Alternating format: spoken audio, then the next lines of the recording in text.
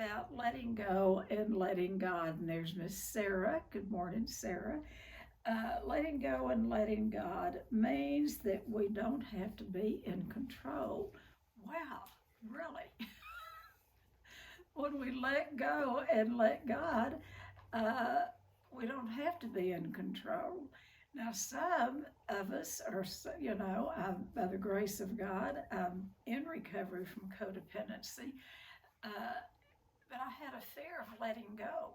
What was going to happen to everyone around me if I let go and quit being in charge? And to tell you the truth, it wasn't going too well with me being in charge. So uh, let's talk about letting go. And, one of the most common characteristics of an addict of any sort and a codependent is control. Control is, we call it what we actually treat here, we call it the big C. I want what I want when I want it, and I want it now. And that's really, in recovery, is what we have to give up, is our need to control, and the desire to control other people, and play strings, have strings attached to other people. So what it is letting go and letting God. One day, we only have to do it one day at a time. We don't have to do it forever. We have to do it today. That's why a 12-step program works, is because it's a day at a time, one day at a time program. It is a heartbeat at a time. We learn to live in the moment. Last weekend, my daughter and I, Kim, went up to mainly to celebrate her recovery date and to be with our friend Ashley. But anyway, we went up to Cambridge and then drove up together to Vermont to a workshop on the Big Book. Now, I've been telling everyone that I was going to Bill W.'s home. Well, we did not go to Stepping Stones. That is in northern New York, upper state New York, which I'm going there one day. But we went to Dorset, Vermont, and they have made an inn of the quaint, it's beautiful inn. It's called Bill W.'s Inn, and it used to be a tavern where he drank.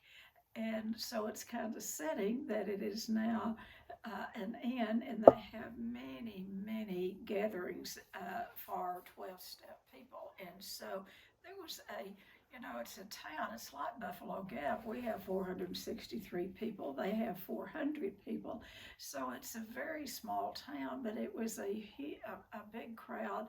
I learned a lot. We went through the Big Book, had two wonderful speakers.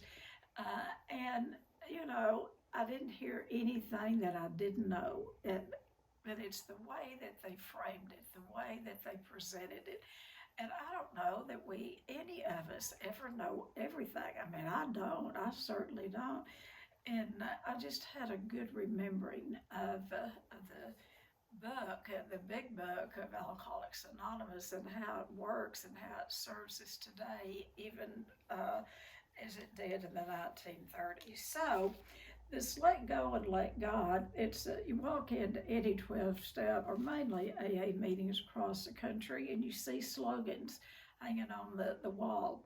And one of them is let go and let God. And then another one is one day at a time. And that's how we let go and let God, just one day at a time. We don't have to do it forever. We do it today. Get up in the morning, and ask God for another day of recovery. Go through our day in recovery. Get on our knees and thank Him at night. And we've completed that day. So let's talk about what keeps us from letting go and letting God. And it's fear. It is fear that we just keep holding on to things with a death grip. It is fear of letting go of, if I let go of this, what will happen? So, somehow we humans think if we hold on tighter, the answer is going to come. And how the answer comes is having enough faith to turn loose of whatever we are, diligently hanging on to. Uh, and putting them in God's hands and leaving them there. You know, uh, let go and let God may sound very simple, but it's not. It's really not. Uh, and it can be hard, and it is possible. If you sincerely want to let go of a situation or a person, and prayerfully follow a few instructions, guess what? You can let go and let God. And, there's a little story that was in my very first Al Anon meditation book. It talked about, and there was a woman that spoke. She was a circuit speaker for Al Anon, and she went around and spoke at a lot of conferences. I heard her many times. She's no longer with us. But anyway, she would tell the little story out of that meditation book. And what it was is that she would tell about how her little boy brought his yo-yo to his mother. That he had gotten the string all tangled up. It was so tangled up, it was just one big mess. And so he handed it up to his mother and wanted her to straighten it out. And she looked at it and she said, "But you've got to let go." He still had his finger, the string around his finger. And he said, she said, "You have to let go." And that's what God says. We can take things to him, but if we don't turn loose of that string and actually let it go, the God that I believe in is he's a gentleman, and he doesn't rush in and jerk anything out of our hands that we're not willing to surrender to him. He's capable of doing that, but, I don't think he does. I think he waits for us to surrender it to him. So, how do we do this? How do we keep from having so much fear of the prospects of letting go of something? What's the fear?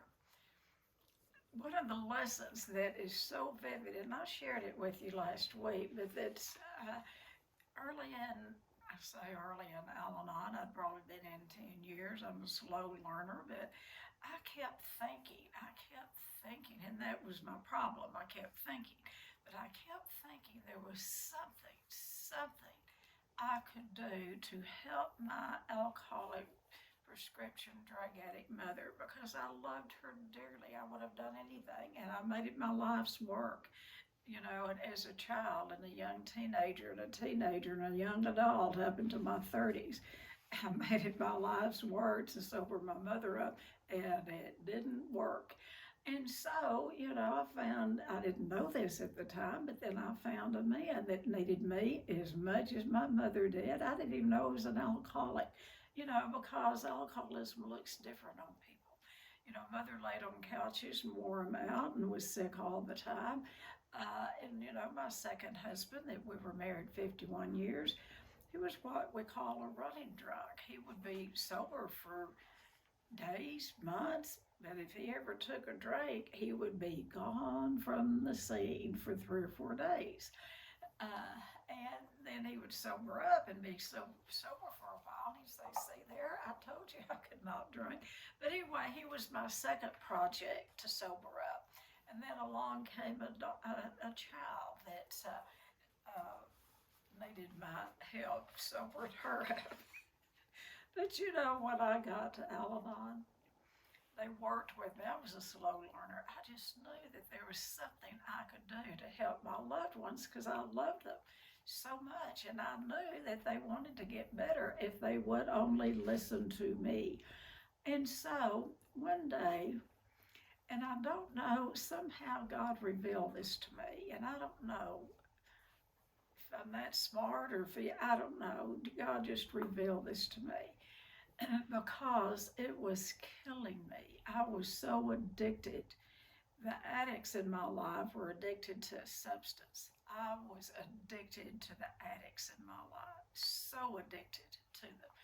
And it was like I took one foot and nailed it to the floor and took the other one and went around in circles, circles, circles all the time, trying to help the addicts in my life. And guess what? It did not work. They did not sober up because of me at all. So one day I visualized a big overstuffed chair. And of course it was red. It was a dark red. It was a beautiful velvet chair. And I visualized God sitting in that chair. And every morning I would get up and do my prayer and meditation, and I would visualize placing my child there, my husband there, and my mother there. And I would just chuckle to myself. I'd see them sitting in God's lap, and they looked comfortable. And I would get up off my knees and go on about my life. And every time the thought would come to my mind, I wonder which one of them's doing what. When I just would think about them, I think it's none of my business. They're sitting in the easy chair. And that's how I learned to let go and let God. I had to visualize something. I'm a very visual person, and I had to visualize it. And that chair has worked for me a lot. It's been replaced by other family members. My son gets to sit there a lot. I mean, he's it's not my place to diagnose anyone, but, he has earned a place in the seat of God in that red chair. I just place him there. And so visualization is a good way to let go and let God.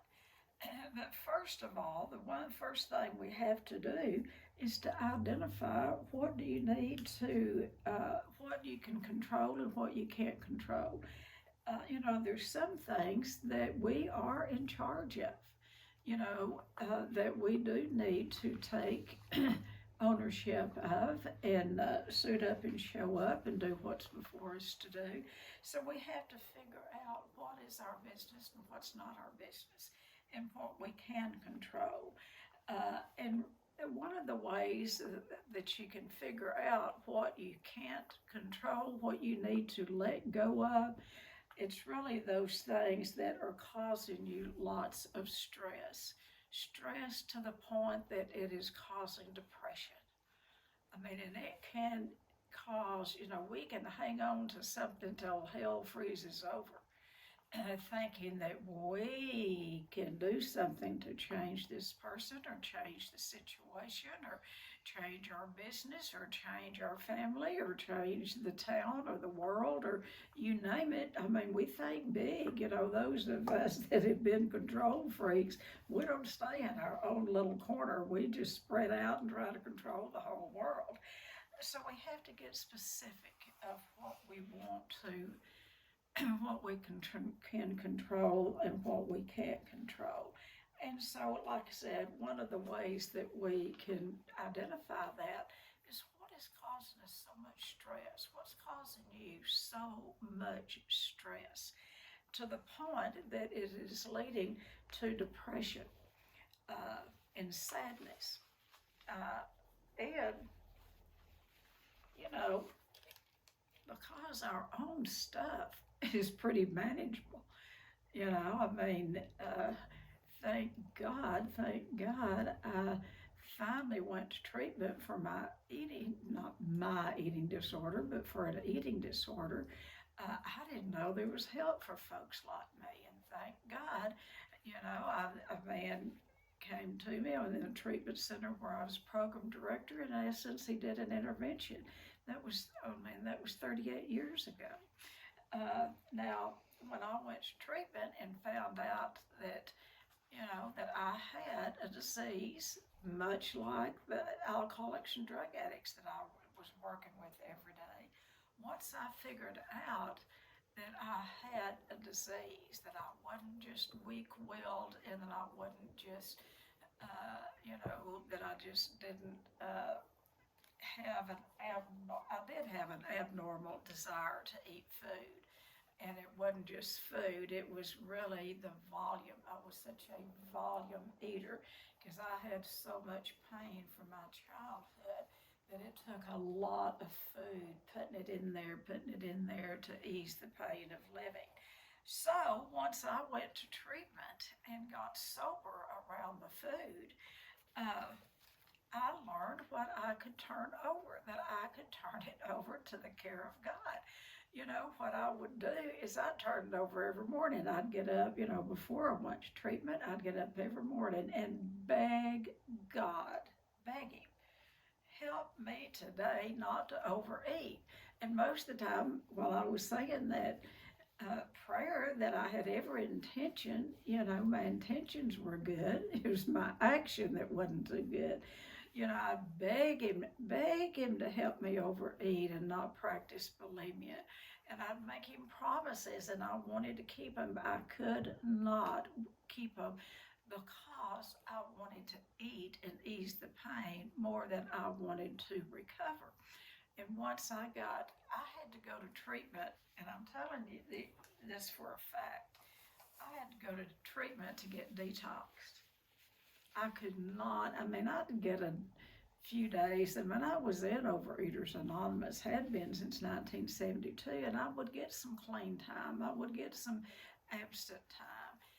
But it was white knuckling. It was white knuckling. It wasn't a God-given abstinence. Abstinence for any addiction is a gift from God.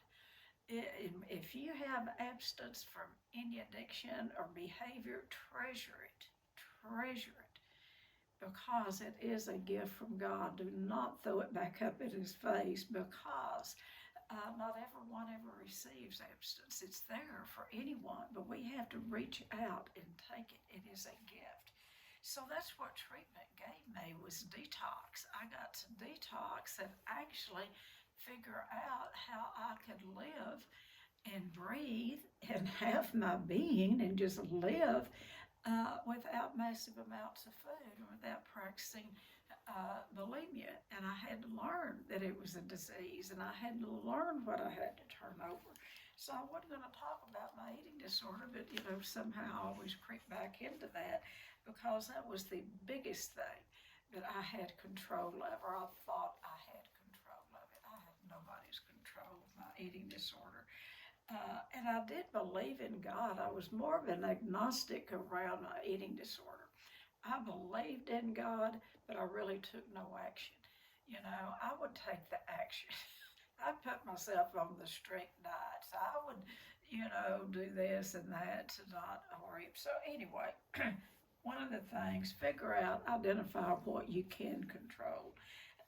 And what you can't, I'm wearing this out, is what brings you stress and can turn to depression. So number 2, it's very simple. Address what you can control, and take action on the things that you can control. Take the action.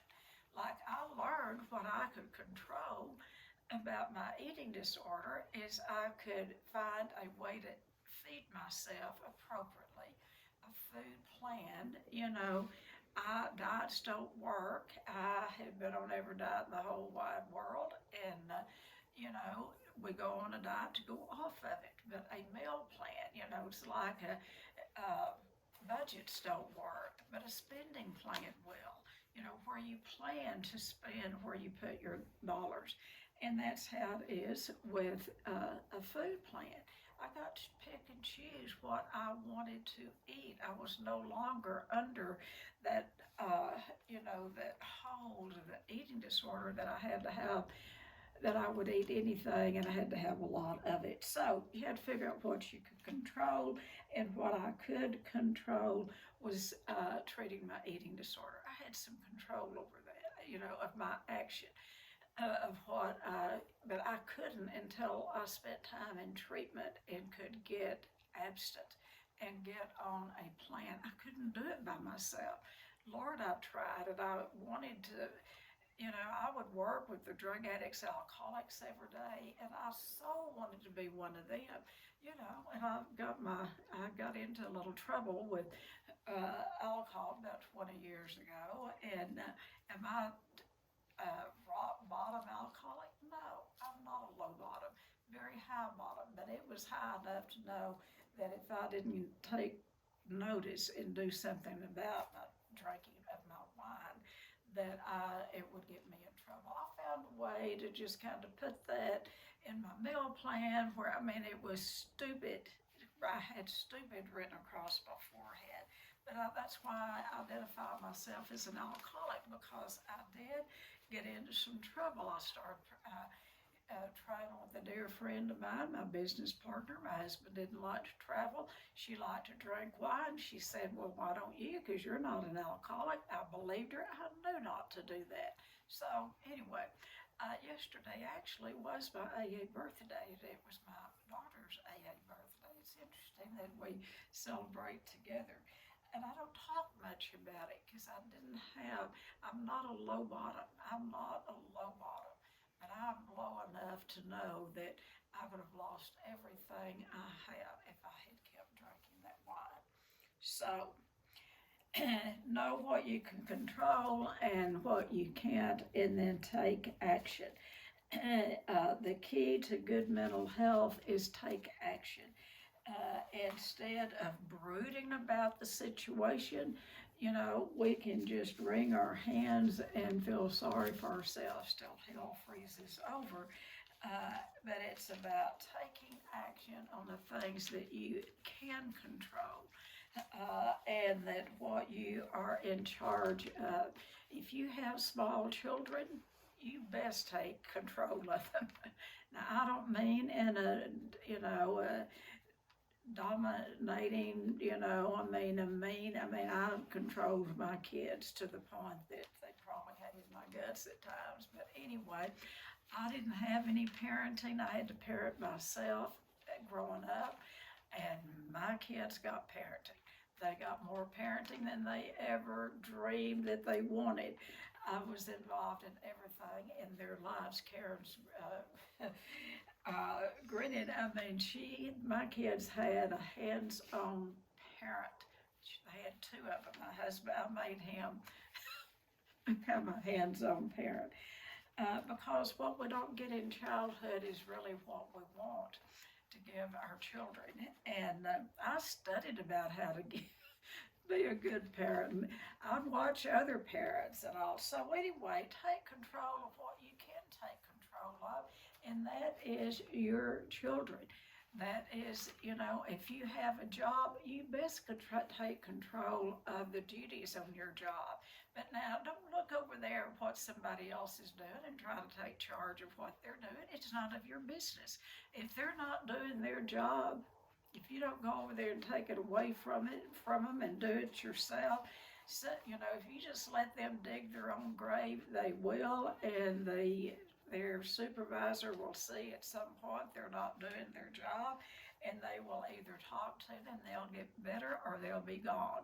And so many things that we try to take charge of are just none of our business, none of our business. So that's one of those things we need to just put in God's hands and let go and let God deal with other people, places, and things. Okay, so,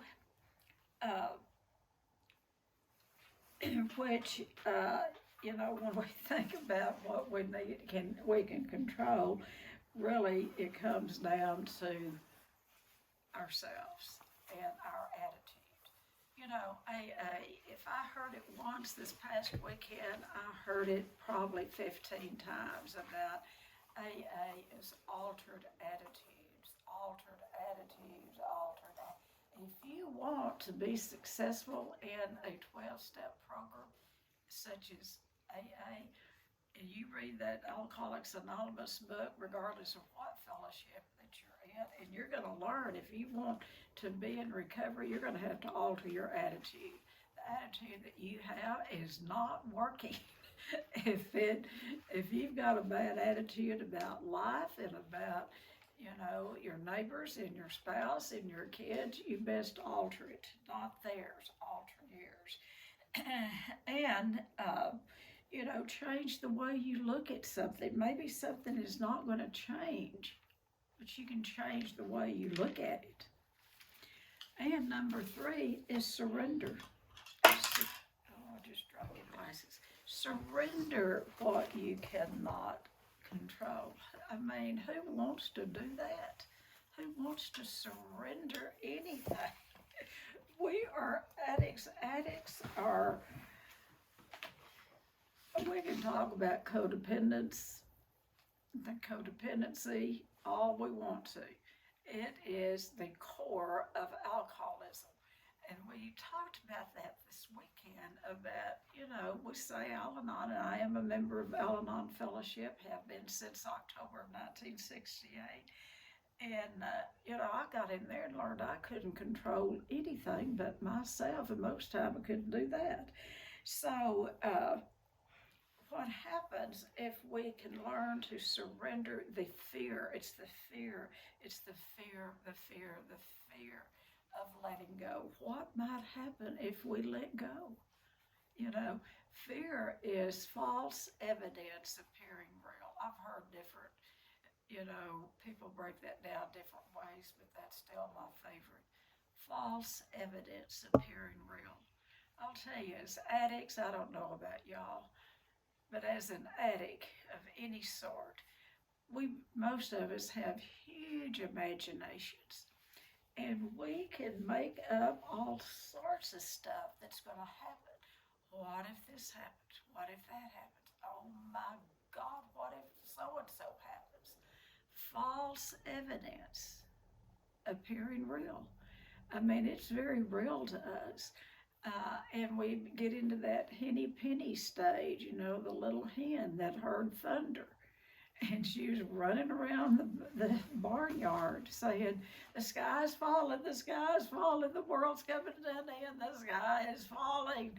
And it was thundering, and that's what fear is. It exaggerates whatever's happened. It exaggerates the problem.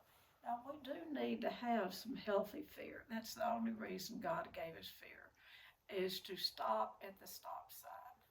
Get out of the burning house. Take care of yourselves. Get out of harm's way.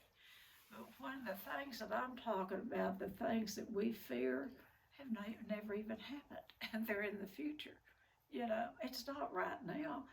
There's very few life or death situations. Now, there are some, and that is realistic fear. When you're dealing with, a serious illness, if you're dealing with a family member with a serious illness, if you're dealing with this or that or something else, there are serious problems in the world. They're not made up. And you have every right to healthy fear. But healthy fear gives you a choice. Do I want to stay in the fear, or do I want to take action to go forward to do something else? Because by ourselves, we are nothing.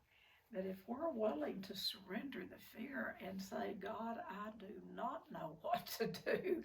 I don't know, but you do. And I'm going to put it in your hands.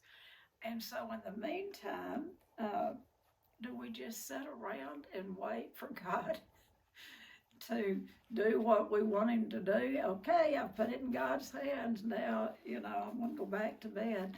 No, we suit up and show up. We suit up and show up and do what's before us to do. And when we do that, when we keep putting things, the fear, in God's hands, then we have the faith to do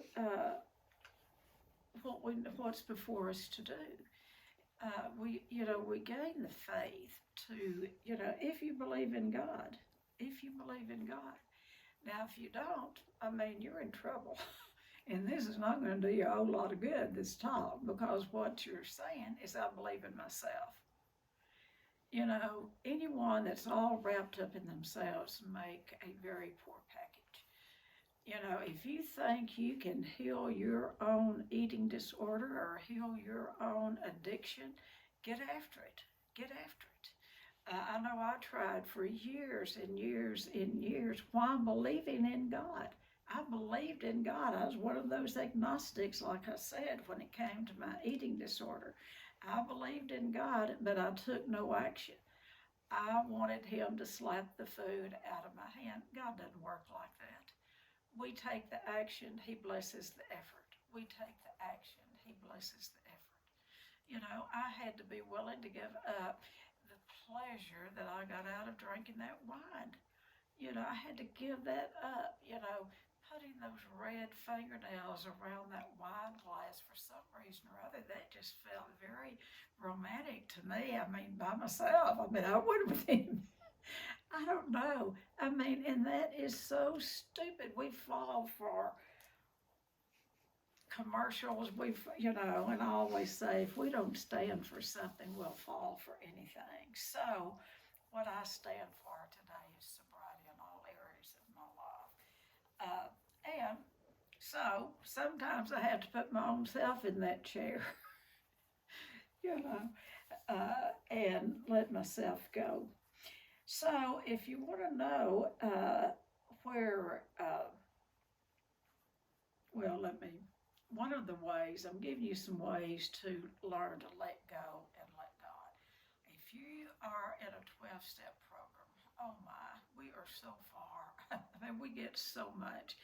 Yes, I mean, the Bible, if you want to see, they were talking, and I knew this, I love the history of Alcoholics Anonymous. A lot that is in the big book of Alcoholics Anonymous came from the big book. It came from the New Testament, from James and Ephesians. If you want to know how to live life, go read James and Ephesians, and it's been transferred in a lot of ways into the big book of Alcoholics Anonymous. But the big book of Alcoholics Anonymous, it says it was written by 100 people, the first 100 people. It wasn't. Bill gave everyone credit. They did contribute to the thoughts of the big book, but it was penned. It was written by Bill. The big book of Alcoholics Anonymous was written by Bill W. And if you want to know how to really let go and let God, like I said, you're very fortunate if you belong to any fellowship and you have access to a big book of Alcoholics Anonymous. You want to find a way to really let go. Turn to page 8384 in the big book of Alcoholics Anonymous and meditate on those promises. You may not have them yet, but you meditate on those 12 promises on page 8384. This is the law of the universe. This is the law of the universe. What we think about comes about. If you want to think negative stuff, you're going to get negative stuff back. You can just churn that negative stuff up to a whirlwind, and that's going to go around and around and around, and that's what you're going to get back. But if you want the good stuff in life, you meditate on the good stuff. Simple. Turn to page 8384 of the big book and meditate on those promises until they come true, and visualize the change that you want in you. Now, I also would recommend, if you want the change, start on the forward to the big book, the forward to the edition and of the big book. That's the first page. Start there and read up to page 8384 and take the action that it recommends. And so when you get to 8384, you will have already found the promises. They will have come true for you. But until then, if you want to learn to let go and let God, just open the book, meditate on those promises, because they will come true. I've never seen it not happen. I've never seen it fail. If people really do the 12 steps, if they really do the deal, I've never seen a failure. Never seen a failure. Now, I have seen some people, and I'm working with a woman now. I sponsor a few people because I have to do that. I have to do that for free and for fun, for my own recovery. And so, I'm having this woman she's been in recovery before, and I'm having her to go back. And this is not me. Everything I know, I learned from someone else. But I'm having her to go back into the big book and make a list of everything that she did toward recovery that she stopped doing. are things that was recommended to her to recover that she never did. The instructions are in the book. If you don't know how to recover, go to the book. If you don't, leave it alone. Just stay miserable. Okay, so the in number 5, choose a motto. Your motto, you know, a, what I call it, a letting go mantra, something that you can repeat to yourself over and over and over. You make it up. You're smart. Pray and ask God to reveal a mantra to you, your own, something in your head that when you need to let go of something, that will come to your brain and you can say it over and over and over. One of them is, it is well with my soul. It is well with my soul. There's songs about it. That's a scripture in the Bible. You can find it. It is well with my soul. It may not, the world may not be well. You may not feel, you may have that agitation inside you, but you say that over and over. It is well with my soul. It is well. And I heard one this week that I love, and and Ralph, man out of LA, is the one who led this. And by the way, he's, for those Texans of you, he's going to be speaking at the Midwinter AA conference in Midland in January 19th through the 21st. He's a great speaker if you have any, and they always have a great conference. We used to go to them all the time, and Kim and I have gone, and I want to go back. It's mainly so I can see Ralph and hear him again. But he gave me something this weekend. That's why I love to go. If you want to renew your recovery or kind of get a spark, get yourself among other recovering people. You know, I don't spark alone. I don't know about you, but I do not spark by myself in my house by myself. I don't. I need to get with other people who, and you know, I've got a dear friend sitting here, and I haven't seen her for 5 days. We have something that is God-given. We haven't figured it out. If we could bottle it and sell it, we could be millionaires, billionaires. I don't know what it is, but God put us in each other's lives, and she sparks joy for me. And I think I spark joy for her. But I can't spark joy for myself. Maybe y'all can. But anyway, recovery is not a do-it-yourself project, folks. I've tried it and it does not work. You can't hang out at your house and just stay there all the time, I don't think. And recover, it takes people, you know, we surround ourselves with people, and we don't have to have a whole lot of people in our life to recover with. 2 to 5 people, 2 to 5. You know, that's not too many to ask for, is it?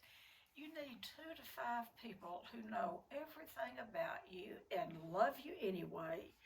And I look on this, see, I have more. I'm blessed beyond words. I'm blessed because I can see right on this screen. There are people on here that I could pick up the phone right now and call, and you will be there for me. And I would be there for you. I mean, all over the screen. So I'm blessed. But you know, there's people out there that are not blessed like we are, the ones of us in recovery. We are blessed beyond words. So one of the things that Ralph gave me that I'm going to borrow is for a mantra is God will make a way. I love that. God will make a way. Not Tennie will make a way. You know, I'm one of those go-getters. You give me a problem, I'll go get it. Not so much today, but in the past, I'm still kind of a go-getter. I'm a kind of a older version of a go-getter. But anyway, God will make a way. I love that. Do y'all like that? God will make a way. And it's not going to be in our timetable, and it may not be exactly the way we want it to look, but if we are putting one foot in front of the other one and turning over the things that we need to turn over to God, now the things that we can do, We don't need to turn over to him. We need to do our part and he'll bless the effort. We don't need to just lay back and say, okay, God, you do it. No, it doesn't work like that. All right, so number 6, resolved not to, and I've already mentioned this, but I'm going to tell it again. Resolve not to act out of fear, but to rely on faith. When you're in the midst of fear, I don't know why it came to me this morning. All sorts of things come to me when I'm getting ready to talk to y'all or to anyone, but something came to me this morning. I have a dear, dear friend that she was actually my son's kindergarten teacher, and he just turned 61 years old, and she was fresh out of college. She was brand new, and so that's how long she's been a friend, her and her twin sister, not twin, her and her sister. And she had a little granddaughter, precious, beautiful child, beautiful, beautiful child, that died several years ago of cancer. And it was a long, drawn-out affair. And I don't know why she came to my mind this morning, but I was thinking, because I am a grandmother and a great-grandmother, and I love and adore every one of my children, and it seems like that love gets stronger with each generation. I mean, now, don't worry, Karen, I love my children, but those grandchildren, there is just something so special because they are a part of my children. And then those great-grands, I mean, they are a part of not only my children, but their children. So anyway, y'all got it. I love grandchildren and great-grandchildren. So I can't imagine what this woman went through losing that precious grandbaby. And I can just see the little girl. She was beautiful. She looked like a living doll. And she came to mind this morning. How do you let go and let God in a situation like that? I remember I had taken a friend to the emergency room, and there was my friend that had this little girl, and she was sitting in the emergency room waiting for her daughter and the parents of the child. And she ran up to me and she said, Tennie, it's getting time. And I knew what she was talking about, and she said, we haven't decided, her parents haven't decided to pull, to take her off of life support, but they're there. I mean, and it may be today. It may be today. And I was thinking, how do you let go and let God do something like that? We can really, I could sit here and tell you, let go and let God, but how do you let go and let God do something like that with a beloved grandchild, and how she's done it? That woman works with people. She is an encourager to other people. Today, she's an old woman. I say she was real young. I was real young when I had my children. I was about her age, maybe younger, when my son was in. No, I was a little older, but anyway, I was very young. And so, she is around my age, and she works with people. She helps parents that have sick children. How best to help grandparents and parents who have sick youngsters than someone that's been through it. So anyway, how do you let go and let God?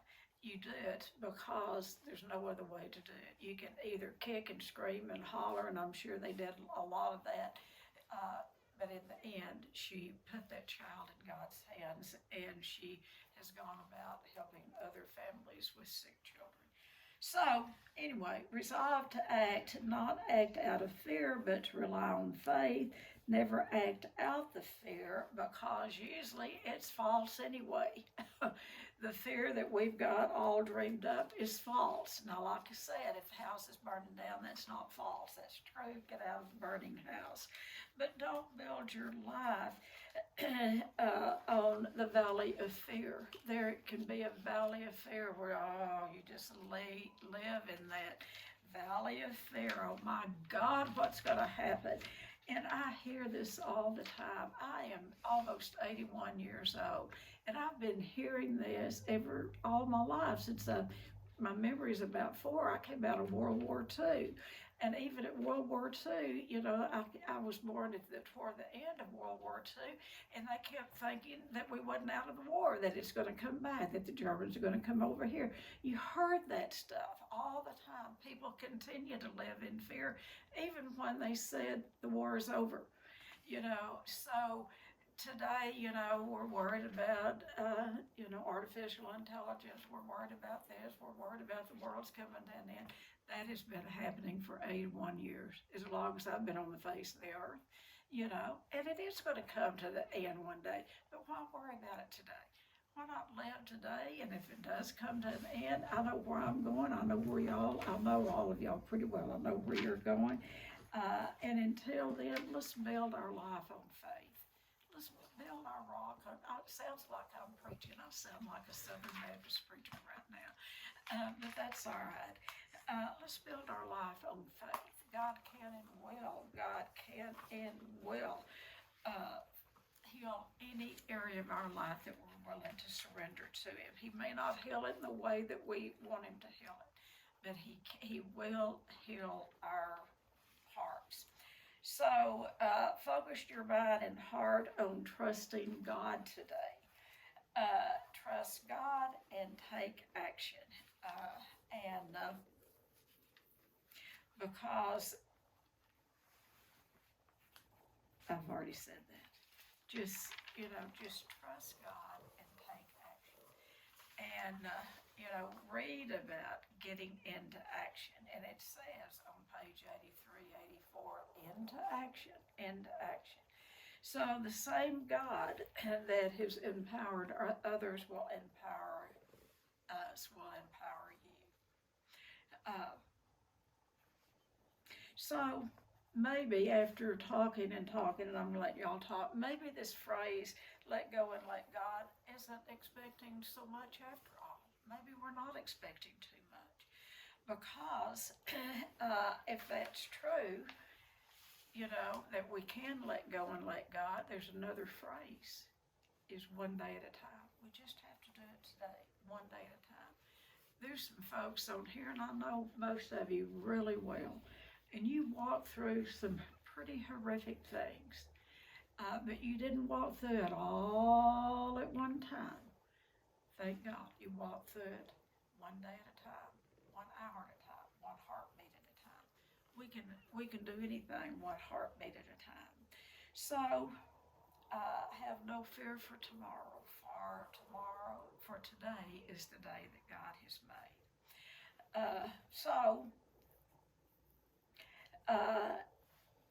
I'm going to read this. This came out of my meditation book. This is one of my meditation books this morning. And I have held many things in my hands. Got to put my glasses on. I have held many things.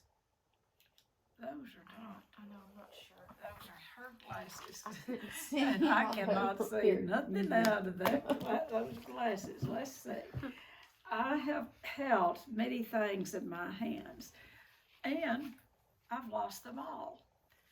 So let me say that again. I have held on to many things in my hands, held on for dear life, and I've lost them all. But whatever I place in God's hands, that I still possess. That was from Martin Luther. I wanted to say that again. I have held many things in my hands, and I have lost them all. When we have a death grip on something and we hold it so tight, guess what? We're going to lose it. But when we place it in God's hands, those are the things that we can still possess, and that's from Martin Luther. That's what I have about let go and let God, and I think it is such a privilege that we have, that we can do that. Nothing is too big for Him. So who would like to share about letting go and letting God? I want to hear from y'all. Think about who wants to share, and in the meantime, I'm going to call on Megan, because I know Megan has let go and let God. Let go and